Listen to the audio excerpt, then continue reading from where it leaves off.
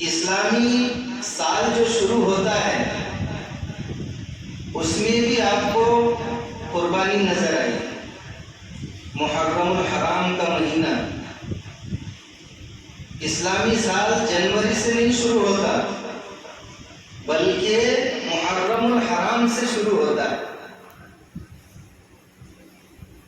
تو اس میں بھی قربانی ہے کہ اس دین کے خاطر اللہ کے پیارے نبی تاجدار مدینہ جناب محمد الرسول اللہ صلی اللہ علیہ وسلم جو مبارک بابرکت عظمت والا دین لے کر کے آئے تھے، تو وہ دین اس کو بچانے کے لیے اللہ کے نبی کے نواسے حضرت حسین رضی اللہ عنہ نے اپنے پورے خاندان کو قربان کر دیا.